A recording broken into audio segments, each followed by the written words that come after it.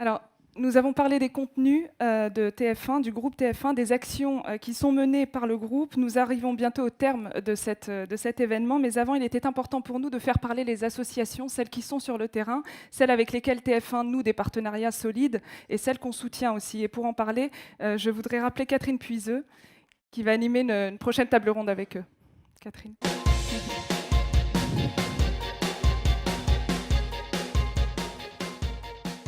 Effectivement, sur le volet solidarité, rien ne peut être fait sans les associations. Alors, je ne les choisis pas toutes seules, hein, Régis, tout de même. Il y a des paramètres très objectifs. Il faut évidemment que les associations aient le même public que nous, c'est-à-dire que nos antennes leur soient utiles parce qu'elles ont une capacité à agir sur l'ensemble du territoire national. Donc, ça veut dire qu'on travaille quand même beaucoup avec de grandes associations qui ont le même public que le nôtre. Pour travailler avec elles, parce qu'il s'agit bien d'un travail en amont, c'est ça en fait sur quoi je voudrais dire quelques mots. Il s'agit d'associer nos expertises, donc on les rencontre systématiquement en amont de chaque campagne, on essaye de trouver le meilleur dispositif qui convienne au moment, selon qu'elles recherchent de la notoriété, des bénévoles ou des fonds. Pour illustrer cette diversité de solutions, en fait, nous avons donné la parole à quelques-unes d'entre elles, et merci de lancer le petit film qui suit. Partager des ondes positives, c'est notre ambition à TF1. On l'illustre au quotidien à travers nos programmes, nos réseaux sociaux, nos événements et bien sûr, nos engagements. Partager des ondes positives, c'est évidemment être aux côtés des plus grandes causes. Pour, par exemple, les aider à récolter des fonds. TF1 est un partenaire historique et incontournable de l'opération Pièce jaune. Grâce à la diffusion gracieuse de spots, nous arrivons à toucher un maximum de téléspectateurs et de donateurs. Et quant aux émissions spéciales dédiées à l'opération Pièce jaune, elles nous offrent encore plus de visibilité et la possibilité de recueillir des dons qui vont nous permettre de financer directement des projets à l'hôpital. Pour leur trouver de nouveaux volontaires. TF1 est un partenaire historique d'Ella et depuis quelques années, nous avons mis en place l'opération Mettez Basket dans l'entreprise. Ce jour-là, donc, les collaborateurs de TF1 chaussent leurs baskets, prêtent symboliquement leurs jambes aux personnes atteintes de leucodystrophie qui, elles, ne peuvent plus s'en servir. Et donc le but, c'est de faire le plus de pas possible, sachant qu'au final, TF1 transforme ses pas en dons pour permettre à Ella de poursuivre ses missions. Pour les aider à être likés, à être partagés un maximum. Le groupe TF1 nous a permis de relayer, de rendre visibles nos actions et nous avons besoin de ces soutiens pour mobiliser, continuer de mobiliser davantage. Plus de 650 000 personnes ont vu le film de l'Ordre de Malte France. C'est autant pour nous de personnes touchées, de personnes qui relaient notre activité et qui nous soutiennent. Pour les aider à distribuer un peu de bonne humeur. Bonjour, je suis là au nom de l'association C'est que du bonheur pour remercier tous les visages de la chaîne qui nous soutiennent depuis des années, qui sont nombreux, auprès des enfants malades, au sein des hôpitaux. Alors voilà, merci à tous. Je vous souhaite encore plus nombreux en 2018. Merci et à très bientôt.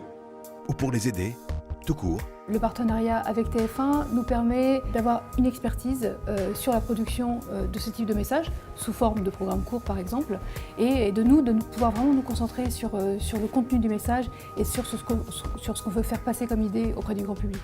Notre engagement au quotidien peut prendre différentes formes, comme celui de n'importe quel bénévole. On peut tous, d'une façon ou d'une autre, partager des ondes positives. Il suffit juste de prendre l'initiative. Voilà, merci. Merci à toutes les associations qui ont témoigné là et puis aux autres, bien sûr, qui nous confient leur campagne toute l'année. Il y a la campagne des Enfoirés, des Restos du Cœur qui tournent en ce moment et bien d'autres. Alors, ce sont donc des associations, celles-là, qui œuvrent pour la recherche médicale ou pour la lutte contre la grande pauvreté.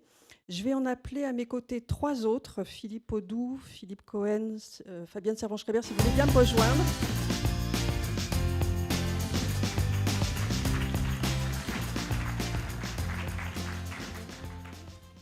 Fabienne au milieu.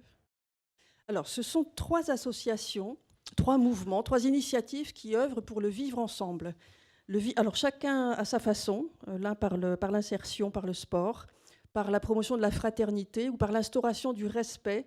En tout cas, elles ont toutes ce vivre ensemble en ligne d'horizon, comme nous, à TF1 Initiative. Et donc, avec chacune d'entre elles, nous avons signé un partenariat tout récent. Il fera partie de notre plan d'action 2018. Et on va essayer ensemble très brièvement de donner quelques éléments sur la nature de ces partenariats.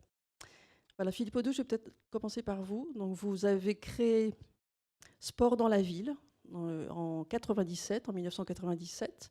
L'association a donc 20 ans et c'est aujourd'hui la plus grande association d'insertion par le sport. Qu'est-ce qui vous a guidé tout au long de ces 20 ans ? La passion du sport et puis la passion des jeunes.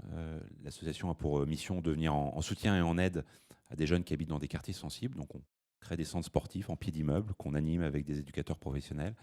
Et puis on essaie d'emmener un maximum de jeunes dans le temps vers un projet de formation et d'insertion en entreprise. On intervient dans des quartiers où l'emploi des jeunes est une vraie difficulté et la mission de Sport dans la ville est d'emmener un maximum de jeunes vers une insertion durable. Voilà, donc on a créé depuis 20 ans 36 centres dans 25 villes en France. On a un projet de développement important et on accueille 6000 jeunes cette année dans nos centres sportifs et à peu près 1000 jeunes dans nos programmes d'insertion professionnelle.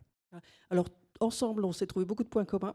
Le sport, évidemment, et puis l'envie aussi d'accompagner ces jeunes filles et garçons. Donc, on a un programme d'événements assez chargé. Et puis, on va vous essayer de vous faire mieux connaître du grand public, parce que vous ne l'êtes pas tant que ça, finalement, parce que vous avez un challenge en face de vous pour les quelques années à venir qui est quand même considérable. Effectivement, on a un challenge olympique qu'on va essayer de relever.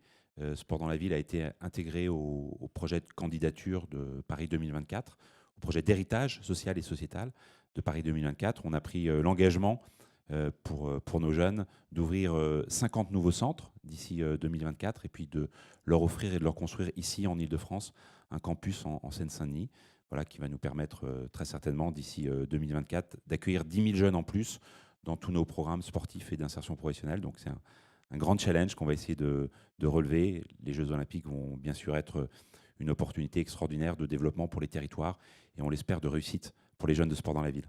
Donc c'est dans ce développement qu'on va vous accompagner. On a un plan d'action très chargé. Ça commence ce soir d'ailleurs, parce que ce soir, par hasard du calendrier, c'est votre gala annuel. Donc on sera là. On sera très heureux de vous accueillir et très touchés surtout de votre soutien et toute cette confiance qui va nous permettre de faire plein de choses merveilleuses pour les jeunes de Sport dans la ville. Nous l'espérons, avec nos journalistes sportifs et tous les collaborateurs du groupe TF1 qui le souhaiteront. Fabienne Servan-Schreiber, vous êtes productrice. Vous êtes une femme engagée sur beaucoup de combats.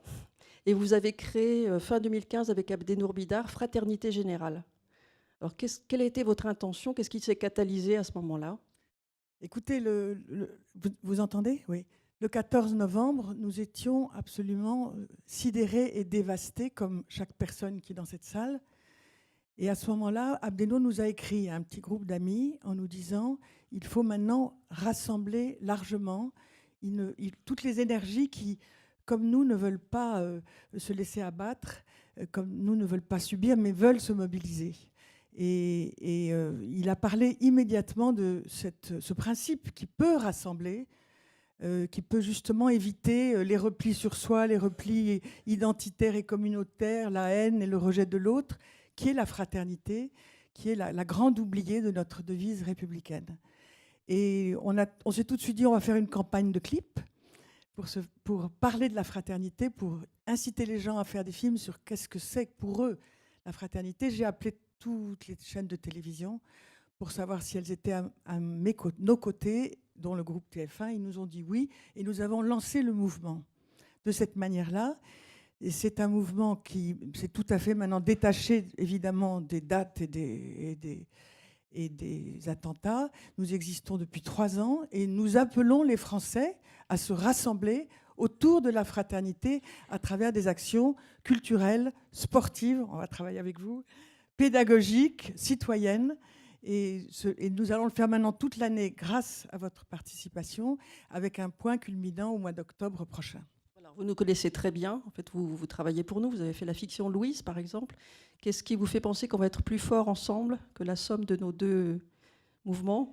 Moi, je crois en l'engagement de chacun, en particulier dans ce groupe. Je pense qu'en dehors de la fondation qui travaille depuis 10 ans, dont nous connaissons très très bien le travail, il y a les rédactions qui sont déjà très engagées, les journalistes qui sillonnent la France et le monde, il y a les personnalités de TF1, il y en a plusieurs dans cette salle, il y a les programmes dont Ara a très bien parlé tout à l'heure, c'est-à-dire qu'en matière de fiction, on peut encore pousser le bouchon plus loin et faire des fictions qui, pourquoi pas, parleraient de tout ce tissu d'associations merveilleux qui fait de la fraternité toute l'année, et j'en vois beaucoup dans cette salle. Donc je crois dans cette somme d'individus qui allons porter tous ensemble ces valeurs communes Je voulais aussi dire qu'il ne faut pas oublier, mais ça a été dit, qu'il y a une urgence. Et c'est bien que TF1 se saisisse de tout cela encore davantage, parce qu'il y a une urgence devant notre fracture sociale. Et puis c'est vrai que moi, en tant que, voilà, ce que j'appelle professionnel de l'image, j'ai toujours dit et pensé, et je suis convaincue que nous, les gens d'image, et Gilles l'a dit, nous avons une responsabilité supplémentaire dans la société française. Et cette exemplarité que vous avez citée, je la partage et je ne cesse d'en parler. Et elle est très, très importante. Donc, je reprends l'expression que vous avez déjà reprise. Il faut être des artisanes et des artisans qui nous efforçons de réparer le tissu déchiré du monde. Alors, vous avez vu quelques images des très beaux événements qu'a organisé Fraternité Générale tout à l'heure. On va en organiser d'autres. Fabienne en a là aussi un programme très intéressant en région, notamment pour accompagner, par exemple, la sortie de nos fictions françaises. Merci beaucoup. Et puis, je vais terminer avec vous, Philippe. Philippe Cohen, donc nous avons mis nos réseaux sociaux et nos sites web aux couleurs de Respect Zone depuis ce week-end. Vous êtes avocat, vous avez créé ce mouvement pour le respect dans les espaces digitaux, pour essayer de faire reculer la haine. Qu'est-ce qui vous a motivé? Vous avez fait cela avec vos 2 enfants, je crois. Il y a à peu près 3 ans. D'abord, merci à tous, merci à vous Catherine, merci également à Sébastien Frappier, Anthony Level et Jean-Michel Quenillon, sans lesquels je ne serais pas ici aujourd'hui. Donc effectivement, il s'agissait d'une idée à la base, comme tout le monde. On a tous été témoins de cyberviolence. Et il se trouve que les témoins en question, c'était mes 2 garçons qui étaient adolescents il y a 4 ans. Et l'idée, c'était de pouvoir trouver des moyens de pouvoir réparer les différentes pièces de tissu qui ne se parlent pas entre elles. Donc les pièces, la première pièce, c'est la pièce qui consiste à dire on n'est pas content avec du harcèlement, surtout s'il commence avec les réseaux sociaux. Deuxième pièce qui ne touchait pas l'autre, et c'est celle qui concerne les luttes contre les discriminations. En général, ce ne sont pas les mêmes champs, ce ne sont pas les mêmes éléments de langage, ce ne sont pas les mêmes associations. Et le troisième, qui s'est malheureusement invité récemment, c'est comment est-ce qu'on lutte contre la radicalisation avec un même discours positiviste pour dégager des ondes positives. Et ça faisait donc évidemment du sens que l'on puisse travailler avec votre groupe. Alors vous dites que le respect, c'est une arme de modération massive. Est-ce qu'on va réussir à faire reculer ce qui se passe aujourd'hui sur ces réseaux sociaux? Alors, notre point, ou à quelles conditions? Ce n'est absolument pas d'être angélique ou de penser qu'on a inventé une espèce de Graal avec le respect ou avec la fraternité ou avec l'esprit sportif. C'est plus de pouvoir avancer à chaque fois de un pas en plus ensemble pour dire que lorsque ceux qui sont contre la haine s'expriment, la haine, elle est beaucoup plus ridicule, elle est marginalisable. Et notre responsabilité, parce qu'on a le micro, parce qu'on a une caméra, parce qu'on a un petit peu d'aura, parce qu'on a une marque, c'est de pouvoir porter cette responsabilité. Et lorsque l'on est capable de pouvoir dire que petit à petit, lorsque le tag de Respect Zone ou d'autres associations est porté, ben finalement, on est présent sur les territoires. Et c'est pour cela aujourd'hui que Respect Zone a dépassé l'univers numérique. Alors c'est vrai que sur les autoroutes de l'information, il manquait cruellement une signal éthique, en 2 mots je dirais, du respect. Et nous avons essayé de pouvoir amener ces petits panneaux qui aujourd'hui dépassent l'aspect numérique, puisque nous sommes aussi présents avec les écoles. Il y a une école par semaine qui se labellise, en France et ailleurs. Et nous ne ferons rien sans les institutions, sans les ministères. Il y en a au moins 3 qui sont présents ici, avec le travail, avec la culture et l'éducation nationale. Et ce n'est pas pour rien que l'UNESCO nous a choisis comme étant l'ONG label qui figure à chaque coin, un petit peu comme avec LCI, Ushuaïa, Histoire, TF1, etc., à chaque coin de son espace numérique pour faire avancer la cause du respect. Vous avez même des villes et des municipalités qui se labellisent. Et nous ouvrons aujourd'hui, alors avec la francophonie, ce sera encore plus simple avec TF1, différentes antennes au Moyen-Orient, au Maroc, au Brésil, en Belgique, bien sûr, et dans d'autres pays comme les USA, où maintenant mes 2 garçons essayent de diffuser le respect. Merci Philippe. En tout cas, nous, désormais, nous disposons de ces outils. Ce sont des outils de droit souple qui nous permettent non pas d'imposer, mais de proposer. Et la médiatrice de l'information, Françoise-Marie Morel, chez nous, où nos community managers, et Emmanuel Porcheron notamment, ont mené un beau travail pour harmoniser, rendre ces outils disponibles sur tous les endroits où l'on discute directement avec le grand public, et je vous assure que c'était bien nécessaire. Donc on est ravis de pouvoir commencer à travailler avec vous. Merci à tous les trois, vraiment, on a ce programme chargé. Je me suis aperçue que vous travailliez déjà ensemble d'ailleurs avant qu'on ne se connaisse, donc ça doit vouloir dire quelque chose dans la cohérence. Générale. On continue. Un vrai maillage. Voilà, merci beaucoup. Avant de rendre le micro à Samira, je voudrais dire un petit mot moi, pour les autres associations. On a tellement que je n'ai pas eu le temps de citer que j'espère que vous les croiserez au moment du cocktail après. Je voudrais dire un petit mot, un petit remerciement à La Chanson Concours, à Vox Femina, à la Cité du Cinéma, toutes associations avec lesquelles on travaille sur un autre thème qui est celui de rendre nos équipes les plus diverses possibles, les plus égales en droit. Donc voilà, retrouvez-les, allez à leur rencontre, soyez curieux. J'ai très très envie que vous les connaissiez, toutes et tous. Samira, je te rends le micro cette fois. Merci.